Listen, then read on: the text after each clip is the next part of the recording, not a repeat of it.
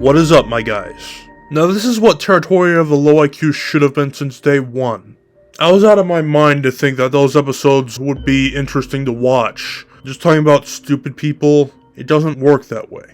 If I'm gonna do a franchise of a certain topic, like more than 2 videos, it's gotta stick with you. And frankly, Zelda sticks with me pretty good. Like, everybody loves a good Zelda game every now and then, and I have yet to be disappointed in the Zelda universe. I'm not counting those spin-off games that nobody knows about, unless you're never mind. And well, this one was up in the air. Like, why did I pick Twilight Princess instead of doing, like, literally any other Zelda game that's not Breath of the Wild or Ocarina of Time? I mean, those two made sense, and they were both huge leaps for the franchise. Like, Ocarina of Time was the first 3D, and Breath of the Wild was the first open world. Twilight Princess, though, doesn't have much going for it. I mean, don't get me wrong, the game is awesome, but why couldn't this episode have been called Majority's Ask, or A Link to the Nasty, or even Skyward Swear? Crap, I hope I didn't spoil future episodes in this franchise by naming those off. I don't know if I'm going to continue or not with pointing out flaws in Zelda games after this. And you know what, this episode was going to be in April, closer to when Tears of the Kingdom gets released. But I am trying to get to the end of this season as quick as possible.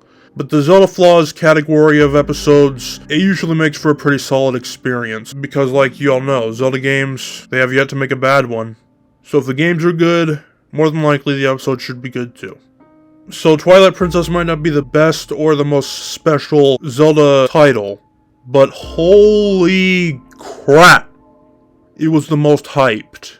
If you weren't there in E3 of 2004, which I wasn't, I was 4 years old, but if you aren't familiar, when they revealed this game, people went ape ass.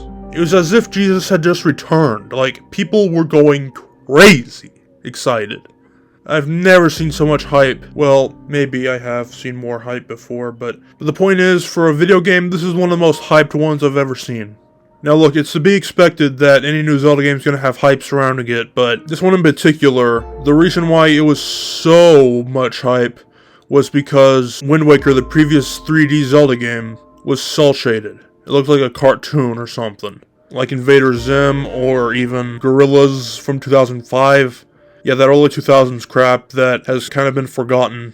It kind of has a similar vibe to those. And that didn't sit well with everybody. When the game came out, it had great reviews and everything. It's not like a bad game at all, but I guess they just weren't expecting the next-gen Zelda to be in this kind of style.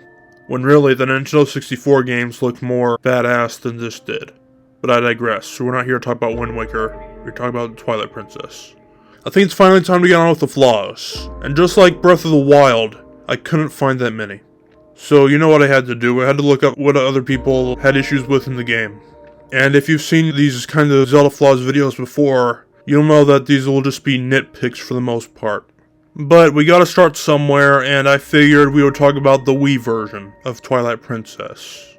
Around this time is when Nintendo started to go towards the gimmick era, more so than they were of trying to buff up the hardware. They released the Nintendo Wii in 2006. I don't know what your opinions are on that console, but I thought if the game is good, it's a fun system. Kinda wish there wasn't so many crap-ass games on there, but the game was also on the GameCube, and that's the one I've played. I've never actually beaten it completely. I got pretty close, but I kinda just stopped. And I'm used to Zora's Domain being on the west side of the map. But what if I told you that there's a version where it's on the east side? In fact, the whole damn game is mirrored. The Wii version was the exact opposite perspective of the GameCube version. Now, there is a reason behind this. Link is left-handed. If you've ever noticed that, Link is left-handed in every Zelda game. So instead of simply making him right-handed for this one specific occasion, they just decided to swap the whole world around. Zora's Domain is on the east? That ain't right! That ain't right!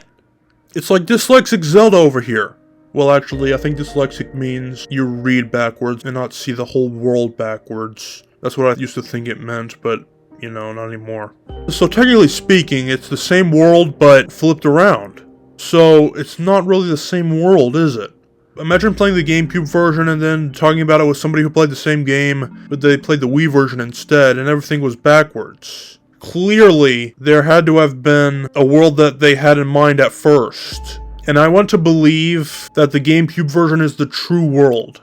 The Wii version is just a mirrored version of that, not the GameCube version be a mirrored version of the Wii version. That's what I want to believe. I'm not just saying that because it's the one I played, but the Wii U HD remake, I believe, is the GameCube world. So if 2 of 3 of these ports are that world specifically, I'm thinking that's the real true Twilight Princess right there. This kind of does bother me. I don't know why they couldn't have just, simply tweaked it to where Link uses right hand, or even had an option for left-handed players and make Link use his left hand like he usually does, or for most of the people that are going to have a right hand, they'll just adjust it accordingly. Reversing the whole entire world just doesn't make sense. But we're moving on though. Whether you play the GameCube or Wii version, the world is pretty incredible, just like a Zelda game should be. You can tell they took time crafting it. Now, this was an issue for me, but they had teased that there would be a bunch of enemies in the fields. You would be able to fight all sorts of monsters when walking from place to place if you wanted to. Or you could just use an opponent and walk past all of it, whatever. But once the game actually came out, there weren't that many enemies available to fight. At least not in Hyrule Field. Like, there are an abundance of enemies, but they're not all grouped together like they've said they would be. The only time when you really do combat is mostly during story-specific missions, and every now and then you could probably fight a moblin or whoever in the field. So just like Ocarina of Time, Hyrule Field in this game is kind of lacking as well. There are some things to do there, but again, it's a pretty big field with not much in it. And speaking of not much, the items in this game aren't used that many times outside of dungeons. Now this has been a complaint with many people for a long time, and I really don't know if it's been solved or not.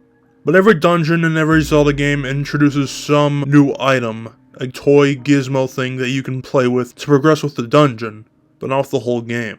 And what really sucks is that Twilight Princess has one of the most unique items in the Zelda franchise. Granted, some of them are the same basic stuff that you start out with, but that's to be expected. Later in the game, you get stuff like a spinner, a Dominion Rod, and even a double grappling hook.